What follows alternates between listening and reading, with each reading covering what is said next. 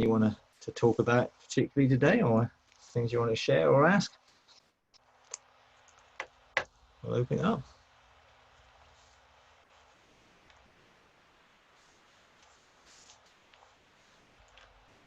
Everyone's quiet now.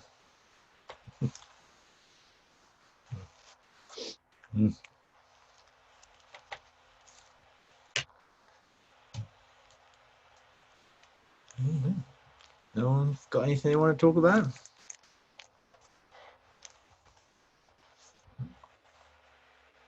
I had a lot of. Yep. Am I muted? Lately, I've had a lot of friends in the local area that were hospitalized and then they passed away, and you know, I'm wondering, like, if there's someone you really can't go in and talk to, they're in the hospital. I assume you can legislate for them if that's what God, Father, wants you to do. Because I feel like it is the Lord's will they're healed. But I mean, how would you approach that if that's someone you knew, you knew, but you can't really be there with them? I think when it comes to other people, you have to know, you have a mandate to do whatever it is that is, whether it be to minister healing or whether it be to administrate whatever's going on around their lives. But someone has to cooperate with that to come into agreement with it. And that's where it's difficult when someone's not necessarily in the same place of understanding about healing or health or immortality or any of the other things that may well be being unveiled. And it may be quite difficult to legislate for someone's health when they're negatively speaking death in their words or things like that. So in a sense, I think there is if you've got good relationship with the people, then I think you can encourage them to be more positive in what they're doing. And rather than being negative, particularly in terms of speech, I think that's the key. Often people speak death over themselves by the way their attitudes are, their emotions are, everything's to do with fear of death or expecting death and agreeing with death, rather than the opposite of coming into agreement with life in abundance and without end. And I think when dealing with people in situations where they're facing death, or they're in a hospice situation, or they have a serious sort of condition, if people are with serious conditions and you're looking to minister to them, their cooperation and encouraging them to engage the truth of God's desire for them and what Jesus has done through the cross, and the fact that Jesus said, you don't need to die, getting agreement with that, I think, is key to any potential positive outworking of it. And even if someone was to be healed miraculously of their situation, if they still believe they're going to die, then they're going to die in the future at some stage. So it's better is to try and get them to the view of, hey, you don't need to die at all. You can live in full health. And, if God wants to take you, he can take you without you having to physically die, and using the Enoch or Elijah situation to say, hey, some people have gone directly into the realms of heaven without having to die physically. So I think it's offering people a different solution to the problem. But often people are very negative and have accepted death, or even if they've not accepted this death, they still accept death in general as it's inevitable for everybody. And I think scriptures like, it's appointed man wants to die, blah, blah, blah, just totally misunderstood, mistranslated, misinterpreted, don't mean what they've been told to mean. And we've got to undo some of the damage that some of the interpretation of those things is. Well, it's inevitable. Well, Jesus definitely said it wasn't inevitable. So are you going to believe Jesus, or are you going to believe what someone has translated a verse in Hebrews to mean when it contradicts Jesus? Well, Jesus is the truth. So whatever it means, it's not going to contradict Jesus. Now, personally, I believe it means that essentially everyone spiritually died in Adam, but everyone's now made alive in Christ. So in a sense, we've all entered into his death, and now we're free from death from that perspective, you know, and essentially we have done that. We've been crucified with him. And the wages of sin, our lost identity and independence of God, was death. Jesus took the death, so there's no need for us to die. But I think most Christians have entered a covenant with death, that they really believe death is the only way they're going to go to heaven and engage the age to come. And so they expect to die for them to go into that stage. And actually, that isn't true. We know we can engage heaven now without having to die. So I think there's a lot of misunderstanding and wrong thinking, which probably we need to deal with in people if we're going to get them to a point where they're in agreement that they don't need to die. And ultimately, you need a pretty good relationship with people to be able to talk to them on that level, particularly if they're in a state where of fear of dying or inevitability, they've accepted death. You know, and I think all of that, you know, is not easy, obviously, when you're in dynamics around that situation. And sometimes you look at it and say, well, just because someone's in that situation doesn't necessarily mean that you have the authority to do anything about it anyway. You know, I can't just go into any hospital and say, right, where's the terminal ward? I'm gonna heal everyone. You know, no, it'd be great if you could, and maybe God will give people mandates to do that sort of thing, but I don't think you can presume that you have the authority to go in and overrule people's will. And if they want to die, or if they've accepted death, or they're in fear, you can't just go in and ride roughshod over their own personal choice. But those that we do have, particularly if we carry people in our heart, or they're part of our family, or they're part of our friendship circle, and we do have a relationship with them, I think it's always worth asking, you know, what do I have authority to do in this situation? Now, I've had authority to end someone's life because they were suffering. I didn't go and kill them, but I legislated for that God would take them quickly. And, you know, that's happened a number of times with both in my own family and in friends, that, you know, that legislation has taken place because that was what God said you can do, because they were not going to effectively engage anything else.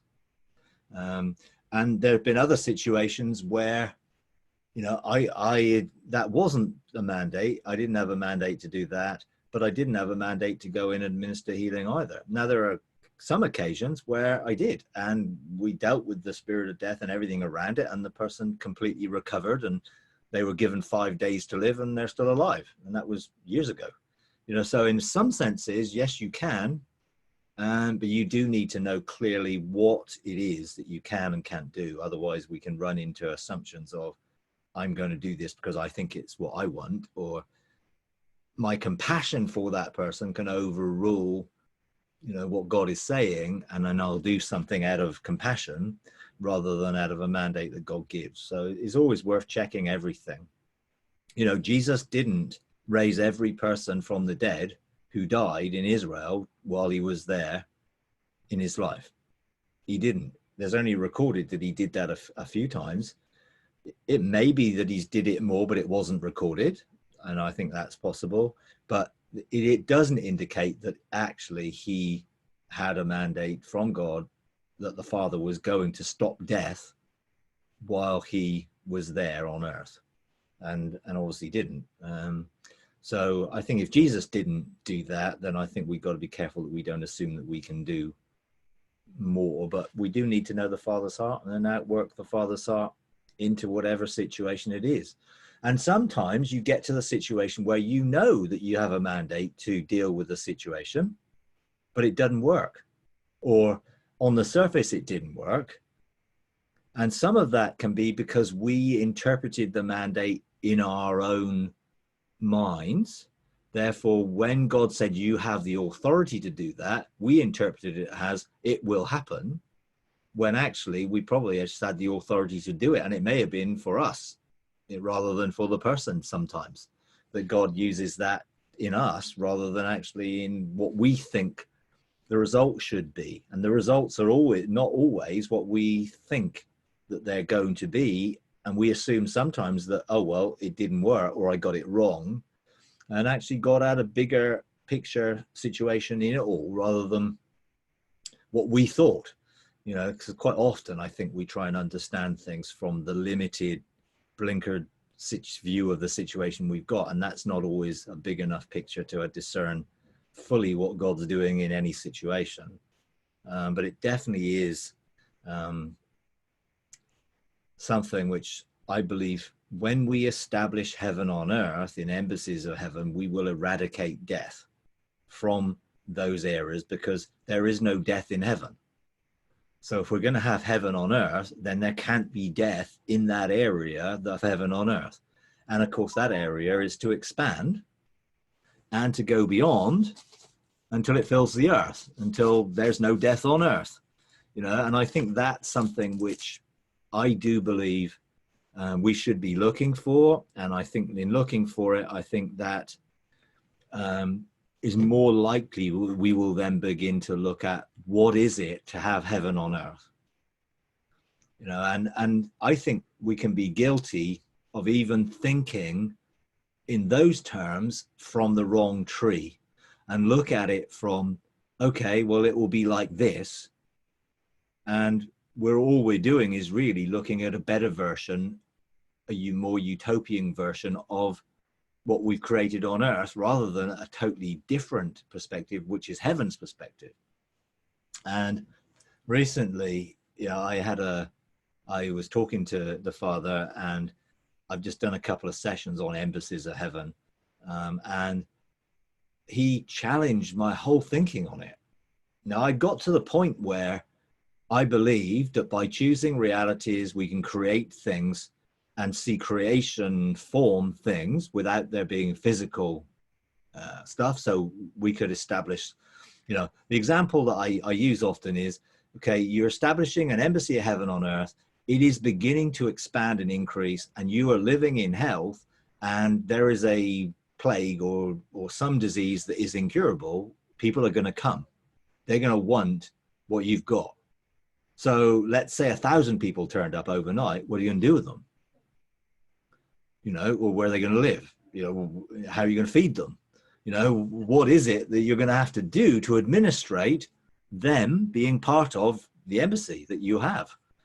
And so I, you know, would started to think, well, actually, you know, we don't have to do things in a natural way. We have the supernatural Jesus model that we can multiply food, that we can turn one thing into another, that you can create things as Jesus did. Therefore, okay, well, I can call 500 houses for these 1,000 people out of the mind of that I see it in and call it into being, and creation will form all the particles of physical houses, and they'll form out of nothing or out of the invisible, which is how everything forms according to Hebrews. Everything we see came out of that which we don't see. It wasn't that it didn't exist, it just you can't see it because it's too small. Those particles of energy, which are the fabric of everything that exists, should be subject to our speaking when we start to speak with the voice of God and we begin to choose and see the realities that can outwork. And so I thought, well, that's pretty good. Yeah, we can create everything. So I was talking to God about this, and he said, well, why do you think you need to live in houses? Why do you think you'll need to do this? Why do you think that on earth it will be like this when it isn't like that in heaven? And all of a sudden it was just like the light bulb went on. It was just like, oh yeah, I've been thinking about using a supernatural way to create natural things. When why do you assume that you're going to need natural things?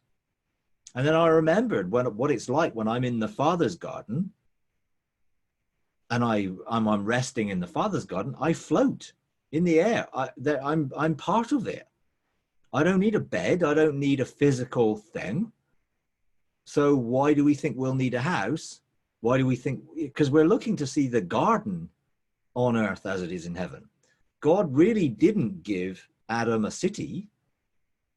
He gave him a garden, which was organic and produced its bounty so that he never had any needs.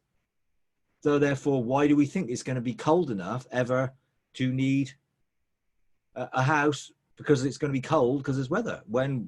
Is it cold in heaven? No, I've never found it cold in heaven.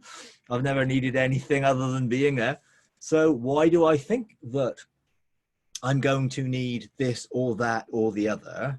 Because I've been conditioned to think of it in supernatural terms, but applying to the natural realm rather than actually seeing heaven as a completely different dynamic.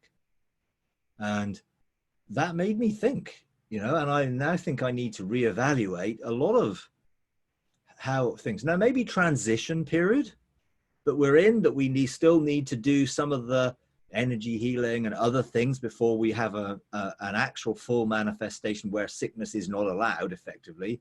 It is banished from this place. We may need to see people healed and restored to get them to that place. So I think we're in that process of seeing things restored so we can use that. But ultimately, I don't think necessarily it's going to be like that. And that for me was a bit of a challenge. And it's all of a sudden opened up all sorts of rabbit trails to go down about what it would be like, and actually if it's supposed to be like a garden, why am I thinking about building a city? Oh, well, the New Jerusalem. Yeah, but the New Jerusalem is us. We are it. It's people. It's not a physical thing in one sense. It's people living together in that way. So it's another sort of deconstruction moment really for me, which just challenged me a bit. But fun though. I mean, God has fun in with these things, because all of a sudden, you can see my expression is just like, oh, this is going to be interesting, which is part of him taking you on the journey. Because I couldn't have seen that probably 4 or 5 years ago. Probably go back a few years, I couldn't have even seen the possibility of creating things out of what you can't see. It would have still been, we're going to build houses, we're going to get the finances, we'll get the money out of heaven, we'll employ these people to do it. And I would have seen all that, and then it moved, and now it's moved, and now it's moved again, which is part of the journey of coming into stuff which just takes you outside of that natural way of thinking. Even when you don't think you have it, you probably do. And I obviously did. And God takes delight, I think, in challenging those mindsets in me, and we have fun together in him doing it, because I find it then just another opportunity to begin to think like he does, rather than like I do. So yeah, going back to the healing thing, yes, ask God to see what he wants you to do, what you have authority to do, and then find the strategy for doing that. If it's your own life, I think, we have much more authority to deal with things in our own lives than we do automatically in someone else's life. And, obviously, if someone's died, you can't really get their cooperation to raise them from the dead because they're dead. But you can go into the realm of heaven and engage their spirit and see if their spirit wants to come back into their body. So you can find their cooperation even in that. So I think there is a sense where engaging with people and coming into agreement does give you a level of authority which is greater. And I think it cannot be agreement based in fear either. I'm going to die, so I'll jump at I'll grasp at any straw. That really isn't how it works. It's got to be an agreement that it is a real agreement that I am in faith for, because I've realized that this is what God's heart is. Therefore, it's his faith. I'm really just believing what he believes about it, not what I'm trying to believe about it. And we spend a lot of time trying to believe things that he already believes. And if we just trusted him and believed in what he believes, we wouldn't have to try and believe it. We just accept it. And then that manifests as faith in us, because now it is real to us.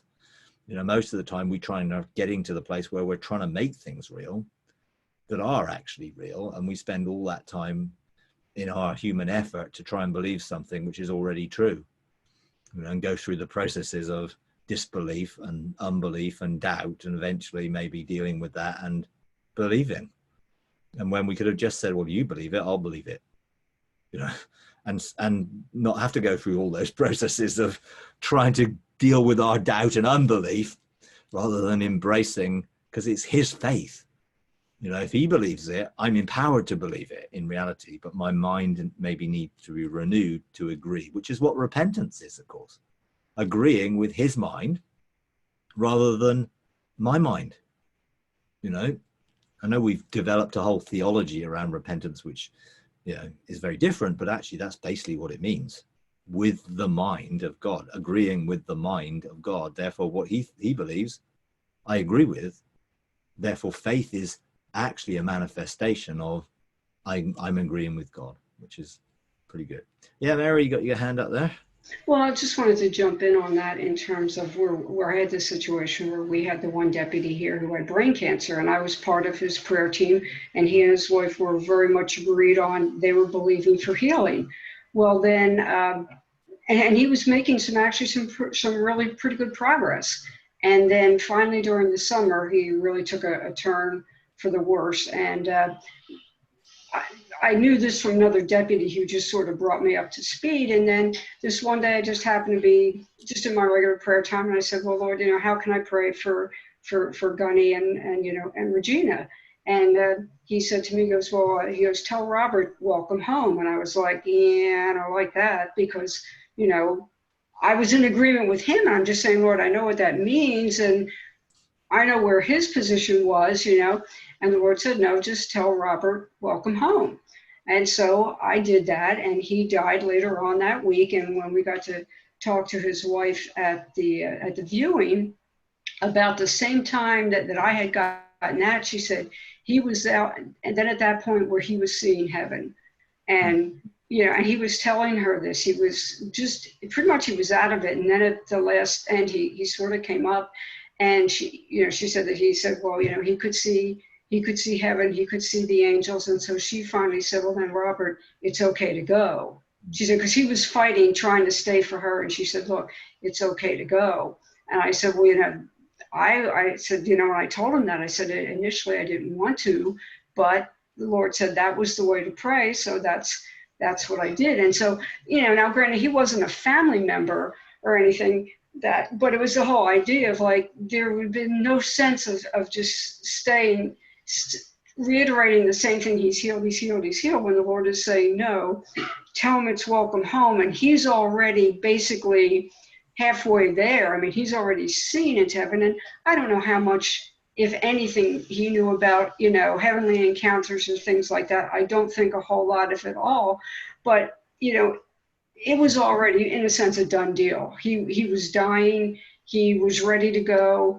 And that was it. But I did want to ask you, when you said that if you do have a mandate and you pray, and you said sometimes it doesn't work and we think that it's a failure, but that may not necessarily be the case because God is trying to do something else. Can you elaborate on maybe what he is trying to do, that he would have us take that stand? It doesn't work out like the way we think. And so, of course, to us, it's like, you know, well, that didn't work. What is he possibly trying to work out in us that he would allow something like that? And you know, if you can elaborate on that.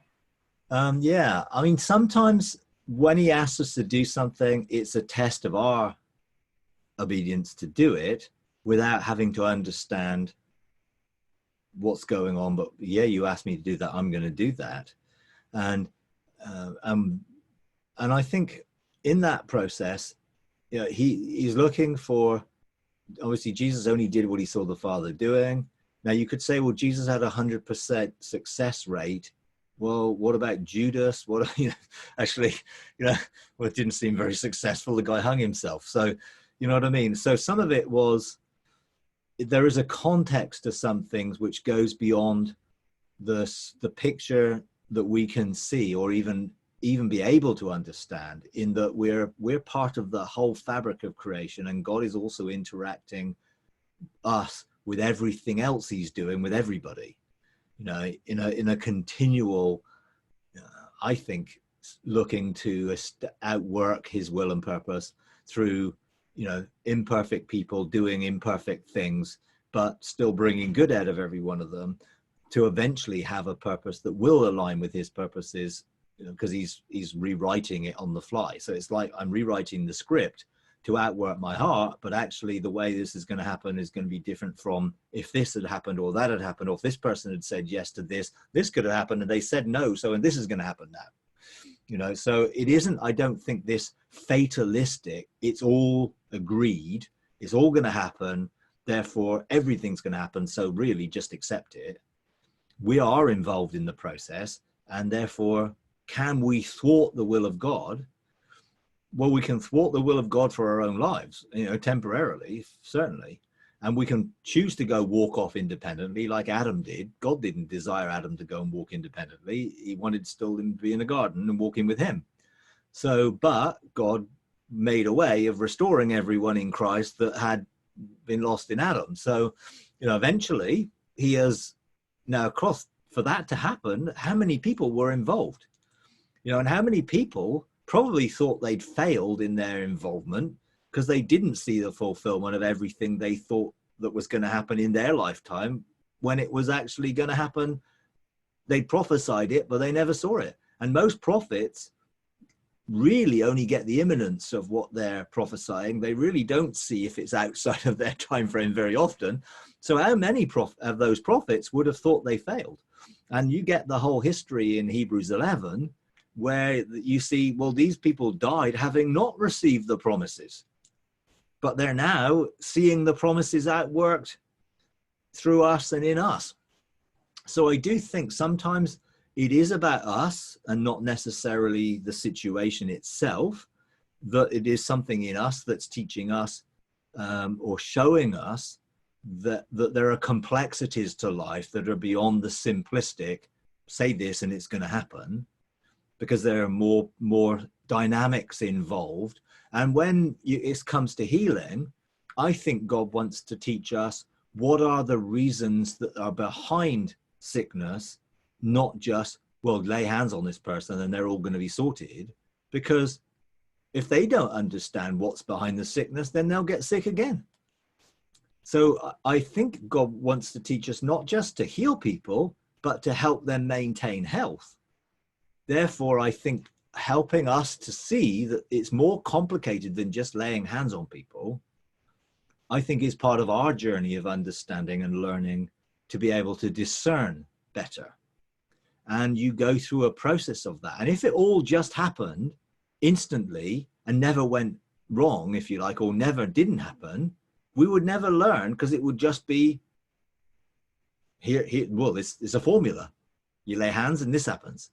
Well, very clearly, Jesus healed lots of different ways to show us that it's not a simple formula that you can just do it the same way every time and expect everything to happen the same way, because it didn't for Jesus. And also, you know, sometimes it's like Mary and Martha said, well, can you come and pray for Lazarus because he's sick? Well, he died. And that didn't seem a very successful trip for Mary and Martha, did it? We've gone to Jesus and Lazarus has died. But Jesus saw the bigger picture, that actually healing somebody was one dimension of it, but actually raising from someone from the dead was a totally different dimension that he was showing that we have the authority to do. So what seemed to be a failure in the short term, actually in the long term was definitely not a failure, because actually it brought about something in a bigger way. You know, and sometimes it's like, even though we have a mandate to do something, I do believe the other person does need to be involved. You know, there was an element of faith, you know, that Jesus said, well, your faith has made you whole, you know, and how does that work as opposed to those who were healed when they had no faith and it was all Jesus's faith? Well, there's obviously complications and differences in different situations, which I think we learn that everything is not simplistic, and sometimes there are complications. And I know for some people, my wife is very much of the simple, basic thing. I'll lay hands on them and they'll get healed. I don't need to know the details. You know, I said, well, that's okay until they don't get healed. Well, then what are you going to do if you don't know how to get the details? So, well, yeah, but I'd rather just lay hands on them, you know. And then, God then takes her into, looking at healing a different way. And then she's looking at the toxic emotions and how toxicity in emotions and how trauma affects people. And now she's much more into what is the root of this in someone's life that is actually outworking in this sickness. And she's now looking at it differently than she would have before. Where I'm looking at, well, okay, how can I apply grace into this situation where it might be a genetic situation or it may be an iniquity situation? I'm looking to discern what it is so I can apply the right thing to it. And she was like, oh, that's all too complicated. But now she's on her own journey, has discovered, well, actually it is complicated. And sometimes if you are trying to heal, brings healing to someone and you don't deal with the trauma, they'll just get sick again and again and again. So let's deal with the root rather than the fruit. And sometimes that requires us to go differently. Now, I think the danger is when we over-egg the situation and we're totally in faith that this person is going to be restored and healed, then they don't, and we get disappointed and disillusioned, and sometimes can then be angry with God because he didn't do it, and I've seen that. And I've seen people, when praying for people who were dying, say things to that person that they should not have said, basically, you are not going to die, and they didn't, they died. And then all the family members who heard that person say that are then, well, did God not want to heal, and you get all this sort of emotional thing. And I think we've got to be very careful around the situation of sickness and death, not to give platitudes or, simplistic Christian answers to sometimes very complex situations in that. Now, I'm all for coming into agreement with people, but I'm not going to come into an agreement just because I want to make sure I get a deeper understanding of what God's doing or not doing. So that, like you did, you weren't going to go in there and say, oh yeah, great, everything's going to be wonderful. And then it isn't, and everyone's more disappointed than they were anyway. Actually, what God showed you was, no, this guy's coming home. And, and sometimes you just got to accept that's the situation. Now, God knows the bigger picture. God knows what would happen if that person was not going to physically die then, and maybe their life would have been much worse because other things may have happened and whatever. So you've got to accept that is his grace and mercy at work in that dynamic, and sometimes we don't get to know. Sometimes it's beyond our ability to know, and sometimes it's beyond our pay grade to know, and that's where trust in Father and the love that God has comes in, that I'm going to trust him even if I don't understand and I don't know. I know that he's good. I know that he's love. And therefore I'm going to trust that in this situation, whatever is the best for this situation.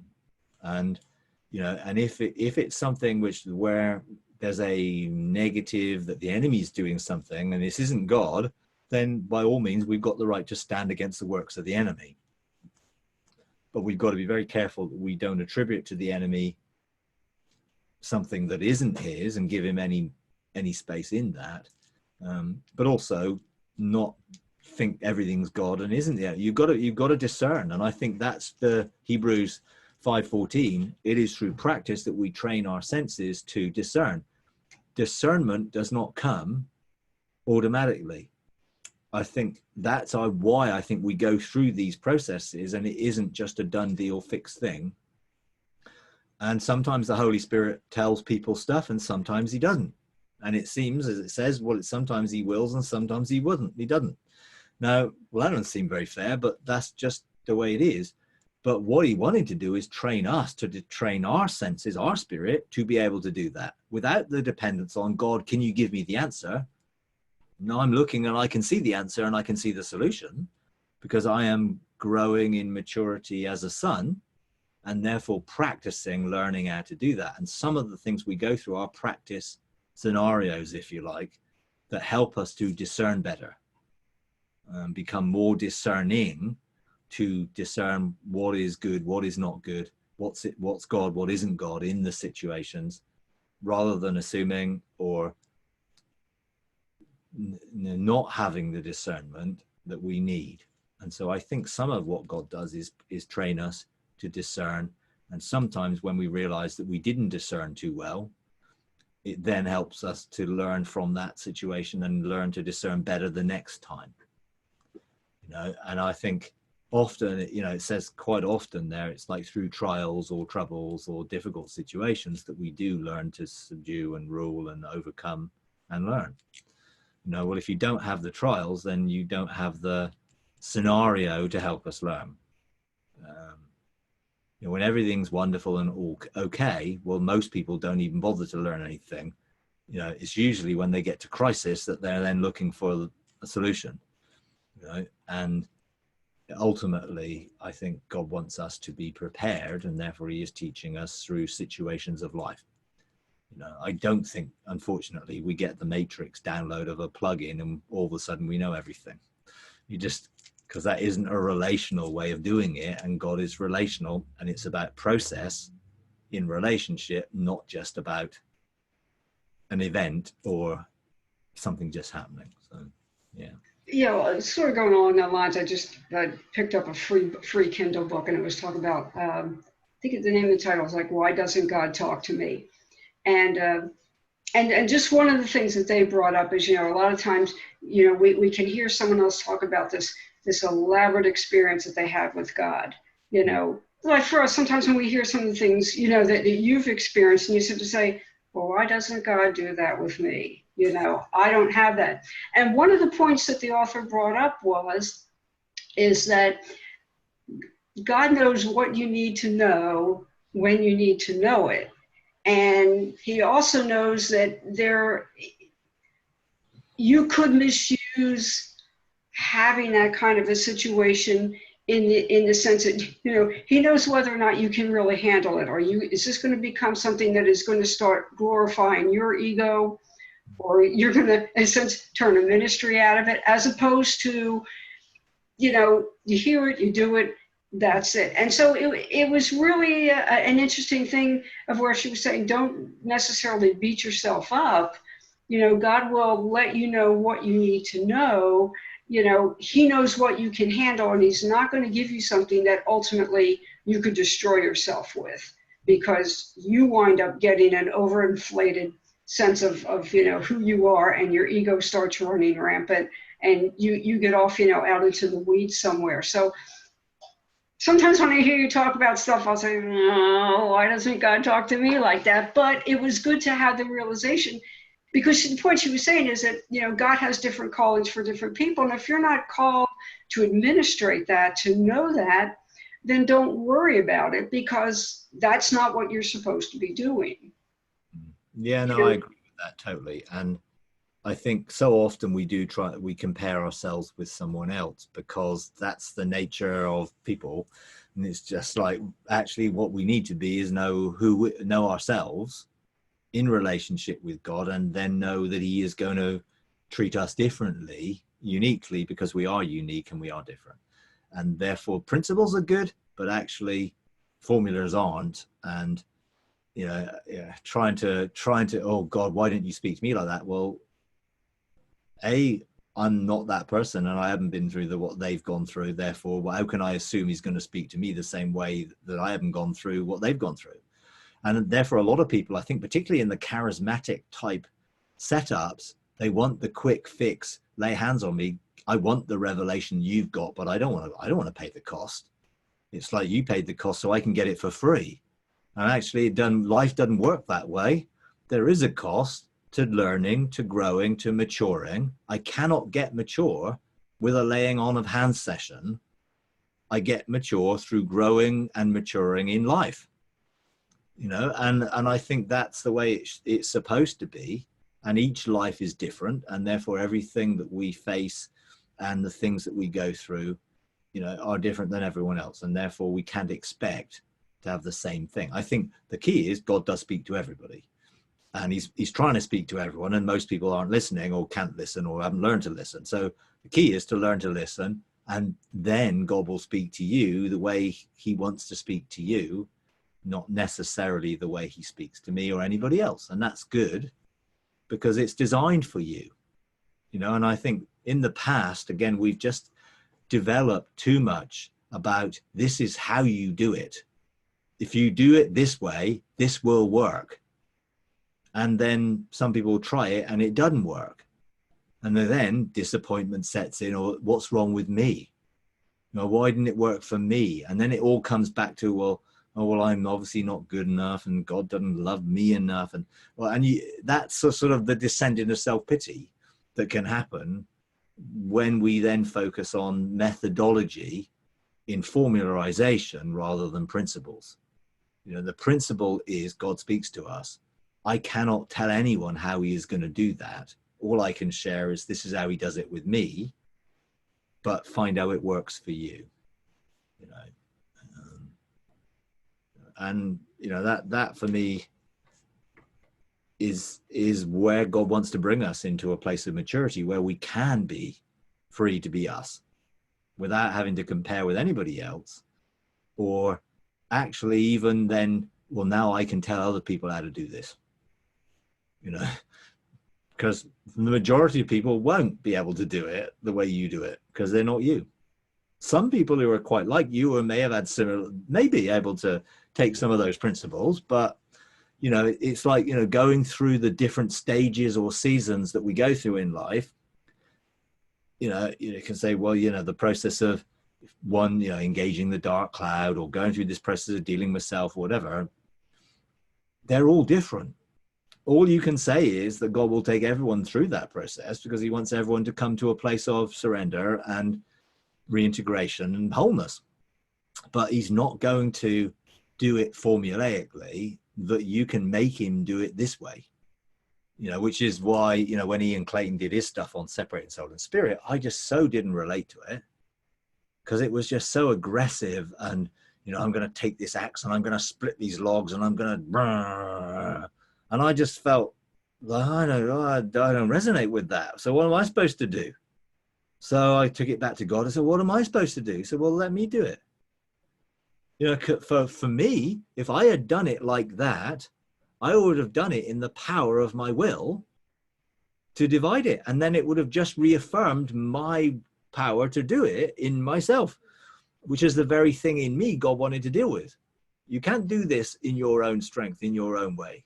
You got to surrender, you know, and, you know, everyone has to deal with that differently because we've all got different things that we have gone through and things that potentially work for us, you know, and that makes it an adventure, not a boring journey going the same way every day.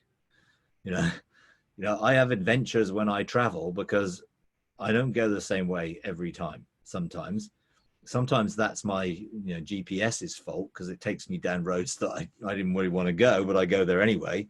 But it's an adventure. I see things that I wouldn't have seen if I'd gone the way that I knew. And sometimes I choose to go different ways just because the scenery is different, you know, and it may be a bit longer, but okay, that's okay. I'm going to see some different things and the adventure is good, you know. And, you know, I love the adventure side of the Christian life, or, you know, being in relationship with God. You know, I don't want it to be boring and the same thing over and over and over again. You know, I love the unpredictability of God that, you know, like I encountered him, you know, over this issue of deconstruction over my views. Well, he knew all that all along, but he still let me go through the journey and learn to do this and get to this stage and change my thinking about this so that eventually my thinking could be changed about this. But it would never have done if I hadn't have had it deconstructed about the previous things, you know, and he would have never been able to probably deconstruct it totally from here without taking me through the process. So really it's a journey, and everyone's journey is slightly different, which is great. Yeah, we just went through a day where we went from what should be normal fall weather to what came out to be like winter weather. I mean, it was like 20 degrees on Tuesday night. very, very unusual for this time of year. Of course, look out in the garden and everything got whacked. I mean, the hydrangea just dropped down. I mean, everything is like dead. But this morning I was up really early and I was thinking, but Lord, you put fall and winter in there for a reason. And, there is a reason why everything goes through that transition and it dies back and then it lies dormant, because when spring and summer come around, if it doesn't have that dormant spell, it's really not going to work. And I said, why is it that in life we don't think we're going to have those kind of seasons? We always want the spring and summer. We don't like the fall and winter, when things really just sort of like slow down and then eventually die off. And you're like, okay, why am I sitting here doing nothing? But recognizing, he lets the earth rest for a period of time. It goes through its cycles, and it has to in order to really maintain. And yet we like to think that that's possible. And I thought, wow, if we just look at what he's doing in nature, we can see that there are going to be times in our life where things are going to be going great guns and everything is in full bloom and we're, hitting on all cylinders. And then there's going to be times when it slows down. And then there's going to be times when it seems like it comes to a dead stop and nothing is happening. But it doesn't mean that nothing's happening. It means you really need a time to rest. And during this time of rest, what is already planted is not dead. It's going through its time to revitalize so that when that season comes back up, it's ready to spring back up again. So even in terms of, okay, well, why isn't God talking to me? Why isn't he showing me things? Well, it could also be that this is a season of life where you're not supposed to be involved in that. He's not saying you're not going to be there. This is just not the time. It's not the right season for you to step into something similar that is really tailor-made for you, not somebody else's experience, but how he's going to use you. Yeah. But you might you need some downtime right now. Absolutely. And I think we're not always very clued into that. Therefore, he brings that, and circumstances often force us into it because we're not discerning enough to choose that for ourselves. And I think, the sons of Issachar knew the times and seasons, and they knew what to do. And I think the more we mature, the more we can choose to engage those seasons, because we are aware that, hey, this season is the season I need to be in right now, without him having to, in a sense, engineer us to come into agreement with him that this is the season you need to be into. And when everything's good and everything's going great guns, it's really difficult to say, oh, well, hang on, take a rest period. Well, why? Well, I don't need to rest. Everything's brilliant. But actually, as you say, it's going to get better. But if you don't take the rest period, it may be much more difficult, And I think the more we are discerning the heart of the Father, the easier it is to discern the seasons that are beneficial for us in our lives, rather than we think that they're something negative, and actually they are something very, very good in that way. So yeah, absolutely. I think understanding the times and the seasons is good. I mean, the Song of Solomon talks quite a lot about the cold wind blowing down from the north, and it's just like, oh, we don't like the cold wind. But as you say, without it, you don't get things coming in the right season. Countries that have perpetual summer don't get things like daffodils and tulips in the same way that we do, because they're spring flowers, not summer ones, and so without the cold, you don't get that. So I think it is learning process, definitely. It's good. Okay, Robin, you got your hand up there patiently.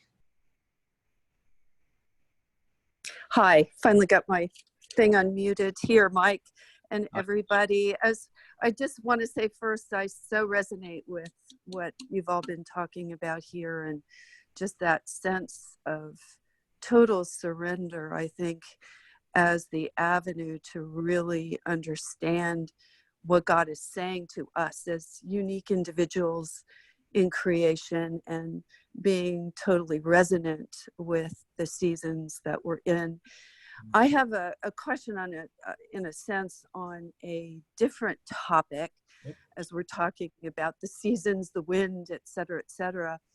I've been wondering about elementals, and my understanding, I have to say, of the role of elementals is really very nascent. So my question is probably pretty inarticulate, but I was listening a while back to Ruthie Andrews and Dan Duvall on this topic. Yeah. And I remember Ruthie saying something to the effect that she was conversing with elemental spirits, and she was saying that we can talk to them, we can bless them, I think she was saying. And she implied that some are more good and others more negative. Those are probably not the terms that she used, but that was my takeaway from that discussion. She said that some of the elementals would be very helpful to believers. As I recall, I think she was advocating walking on grass, for example. And so she communes with them. And I think it was either Ruthie or Dan Duvall that highlighted, in contrast to that good side, there was the dark side, for example, where witches have used the powers of elementals, earth, fire, wind, and water, for their purposes on the dark side. But then I was connecting the dots to a recent podcast of Justin Abraham, his most recent one, where he spoke of seeing in the spirit, you know, trees that were shimmering with colors. And that got me kind of thinking of Dan Duvall and in particular Ruthie's discussion. Anyway, Mike, I am, you know, just so unfamiliar with all of this. And I was just wondering if you might be able to flesh out this topic a little bit more, what your take is on communing with nature in this way and talking to the spirits in the trees. I remember years ago when I was much younger, I remember feeling the spirits out in nature, but I just kind of shut that all down, if you know what I mean. And now I'm sort of revisiting that topic with some trepidation, just trying to get my bearings on what this might all be about. Sure. I mean, I think the difficulty in the subject is the terminology can apply to different things. So elemental spirits are not necessarily the same as elementals.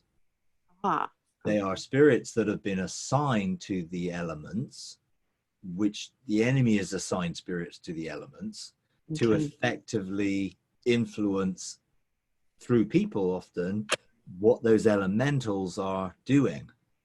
So like people talk a lot about water spirits, and they're often talking about quite negative in terms of water spirits and the negative side of it. Elementals are in a sense sentient in a way within creation that was designed to respond to our sonship, to help us rule the planet and keep the planet in health and harmony and wholeness and peace.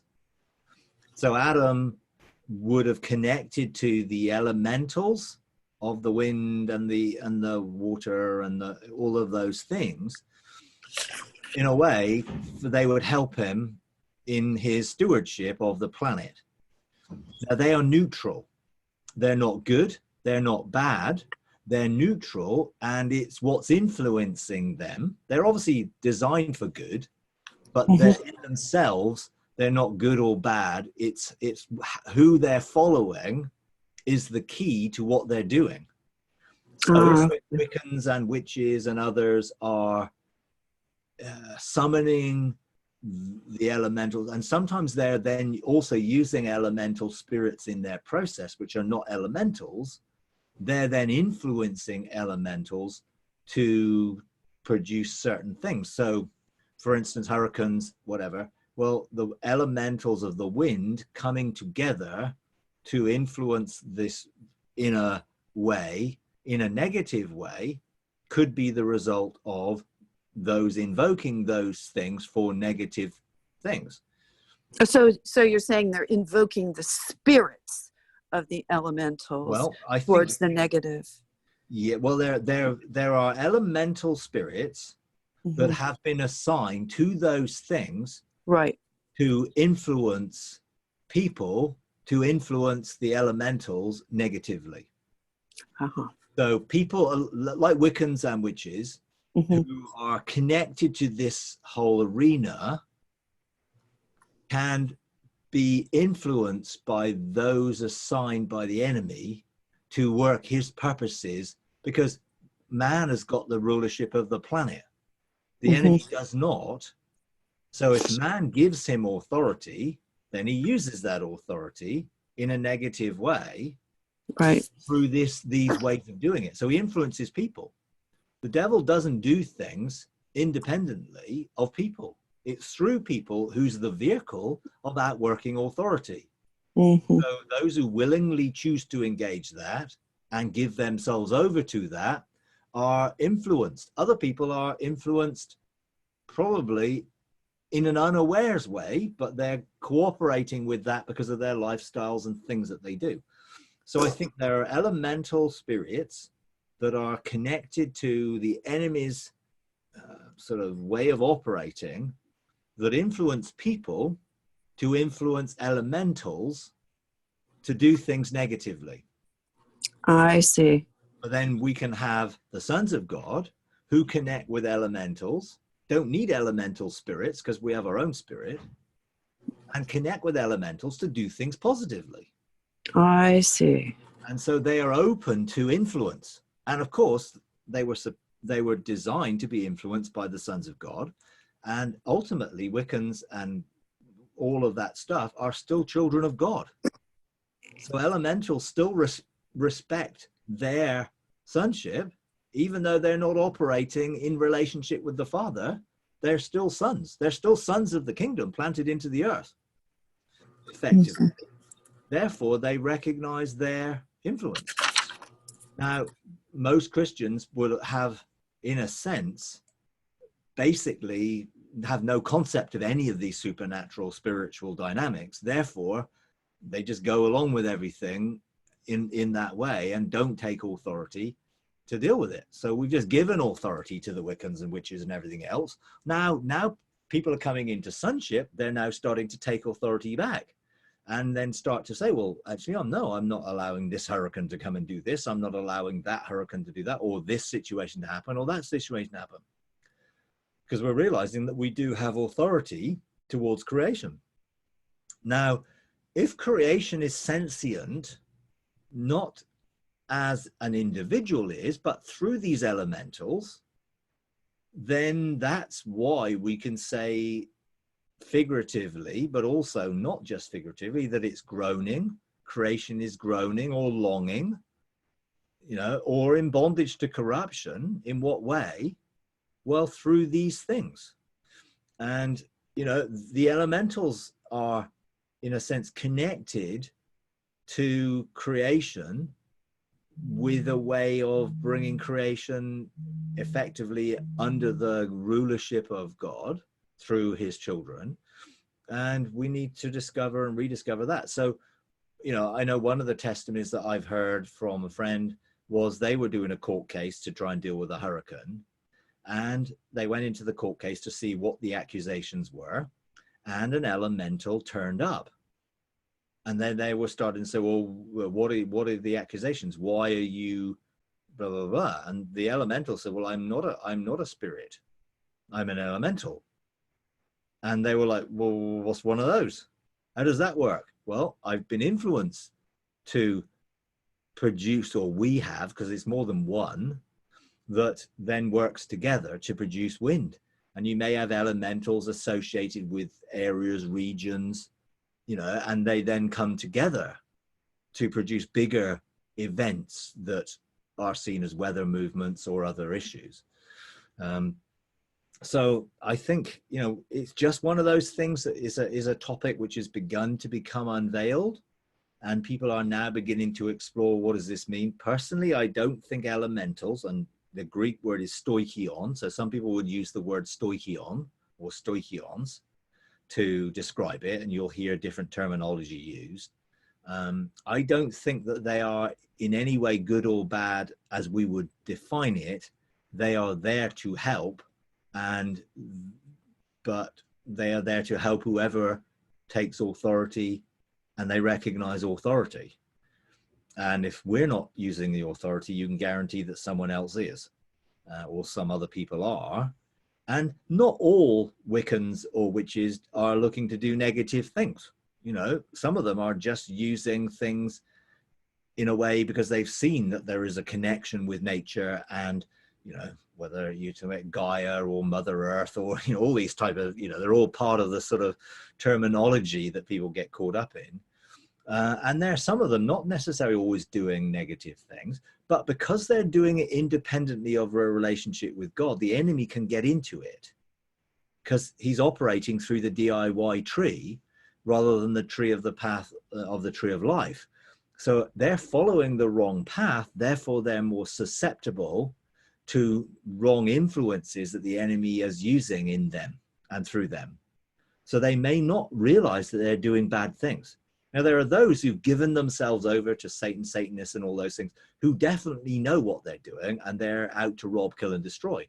A lot of people who will be more the Wiccan type, white witch type things are not necessarily realizing that the enemy's using them. They think they're doing good, you know, but they're being used and manipulated to outwork a higher agenda, and they're not aware that they're doing that.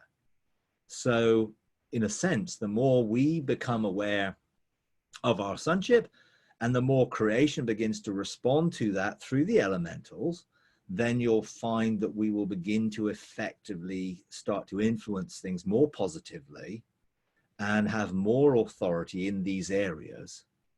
Now, some of what I heard, and this is, I'm just throwing this out there because I know a bit about it because I've talked to God about it a little bit. I don't have a mandate to go into it in great depth at this point in time, but I do know that the restoration of all things and how creation is groaning and waiting for the sons of God, there is something we are going to need to know how to deal with in this and how to function in it, without a doubt. So I sense that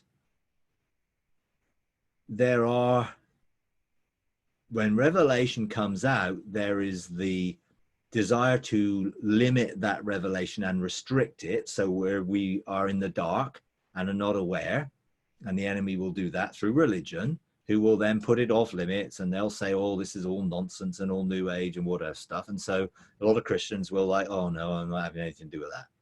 Well, that's to keep them in darkness, you know, so they won't pursue this, won't get any revelation, and then won't be operating in the light. Therefore, nothing's going to happen through them. I do think that,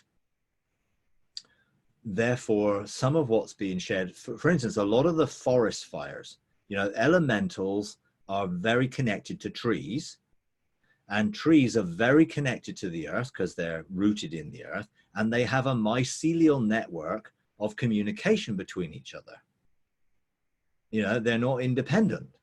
And I think C.S. Lewis, you know, not C.S. Lewis, it was Tolkien in The Lord of the Rings, basically had the Ents, Treebeard, and the Ents, who were pretty much sleepy and weren't really doing an awful lot, and it took a lot to get them stirred because no one had connected to them for a long time, you know. But there was a very strong sense that then they were stirred and they began to help, and they were responsible for dealing with, you know, the whole thing at the Battle of Helm's Deep and everything like that, you know. So, you know, that was obviously just a story, but actually there's truth behind it.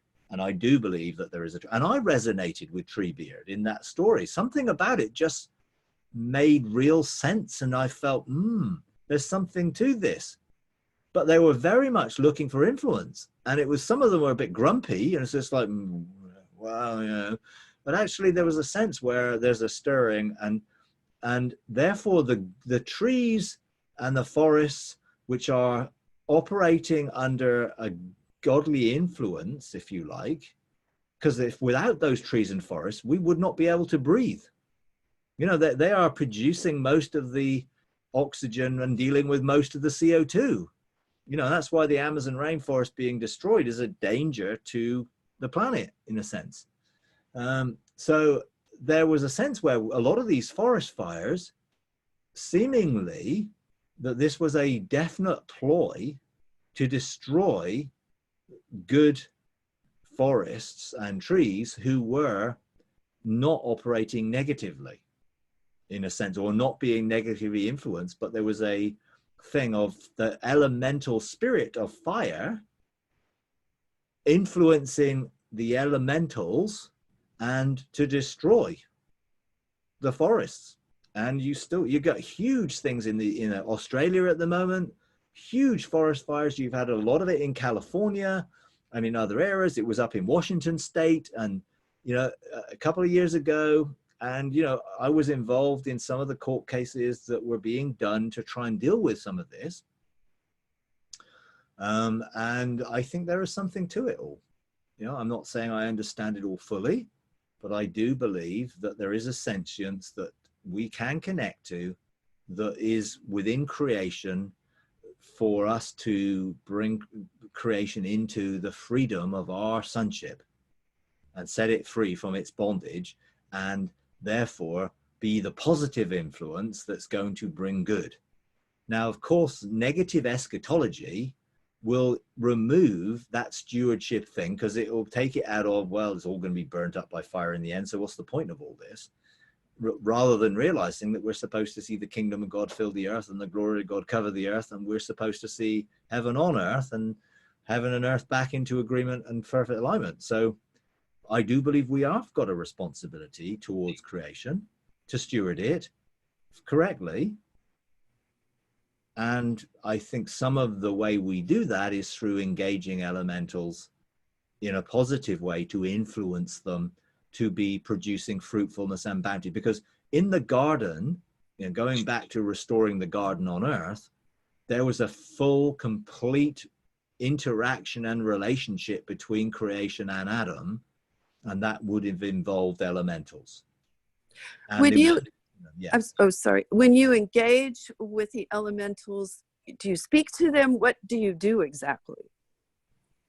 Well, I think you need to become sensitive to creation and its groanings and its longings and its sort of negative things that are going on, to then begin to look at, okay, how am I supposed to bring godly influence or kingship into this situation?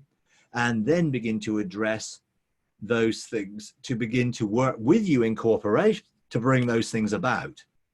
But I would be very careful in all this that we don't get hoodwinked into dealing with elemental spirits and be deceived by elemental spirits in thinking that we're doing something good with, and they're not got a good intention. Now, if you're looking at the restoration of all things, then those elemental spirits originally had a purpose in creation, which was positive and good and not negative and bad. And if you're going to restore balance in all of this, then wouldn't it be better to restore those things back to their original condition of working with us rather than working with the enemy against us? So I throw that out there to help people to, not to get hoodwinked or deceived in thinking that they're working with elementals and it's elemental spirits deceiving them, but also to realize, I think, that there is a possibility of restoring those elemental spirits back into their correct function so that we can all work together in harmonious union, which is what God's desire is ultimately. Great. Thanks, Mike. Okay. All right. Okie dokie. I need to leave it there. Nice seeing you all today.